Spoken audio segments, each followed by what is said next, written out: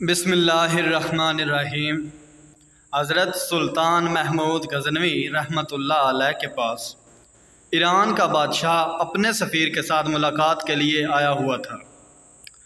دن سارا سلطنت کے امور پر تبادلہ خیال میں گزر گیا۔ رات کے کھانے کے بعد ایرانی بادشاہ اور سفیر کو مہمان خانے میں آرام کرنے کی غرض سے بھیج دیا گیا۔ سلطان محمود غزنوی رحمۃ اللہ علیہ خود بھی مہمان خانہ میں ہی ایک الگ خیمہ نما کمرے میں ٹھہرے تاکہ مہمان داری میں کوئی کمی نہ رہ جائے۔ تقریباً نصف رات کے بعد سلطان نے اپنے خیمہ کے باہر کھڑے غلام کو آواز دی، حسن۔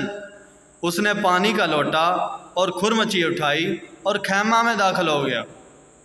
ایرانی بادشاہ بڑی حیرت سے اپنے خیمہ کے پردہ سے یہ منظر دیکھ رہا تھا اور ساتھ ہی ساتھ سلطان محمود غزنوی رحمۃ اللہ علیہ کے غلام حسن کا باہر آنے کا منتظر بھی تھا۔ جیسے کوئی سوال اس کو بے چین کیے ہوئے تھا۔ جیسے ہی حسن سلطان کے خیمہ سے باہر نکلا، ایرانی بادشاہ نے اسے بلایا اور پوچھا، جب سلطان نے تمہیں آواز دی حسن تو تمہارا حق تھا پہلے پوچھتے، جی کیا حکم ہے آقا؟ تم بنا پوچھے ہی پانی کا لوٹا اور کھرمچی لے کر سلطان کے خیمہ میں چلے گئے۔ ہو سکتا ہے سلطان کو کسی اور چیز کی طلب ہو۔ حسن مسکرایا اور ایرانی بادشاہ کو جواب دیتے ہوئے بولا، حضور میرا مکمل نام محمد حسن ہے اور میرا سلطان ہمیشہ باوضو رہتا ہے، اور جب اس کا وضو نہ ہو تب بھی مجھے حسن کہہ کر پکارتا ہے، اور میں سمجھ جاتا ہوں اب سلطان کو وضو کی حاجت ہے، جو انہوں نے اسم محمد صلی اللہ علیہ وآلہ وسلم اپنی زبان سے ادا نہیں کیا۔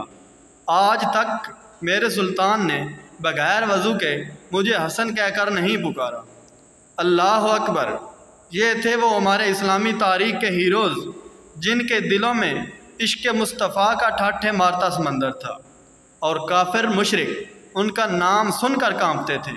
جب تک مسلمان بادشاہوں کے ہاتھوں میں قرآن و حدیث اور صوفیاء کا دامن تھا تب تک ان کا غلبہ بھی تھا۔ ناظرین، اگر آپ کو یہ ویڈیو پسند آئی ہے تو اس کو لائک کر دیں، ہمارے چینل جی کے وائس کو سبسکرائب کریں اور گھنٹی کے بٹن کو دبا دیں تاکہ آنے والی تمام ویڈیوز آپ تک وقت پر پہنچ سکیں۔ بہت شکریہ۔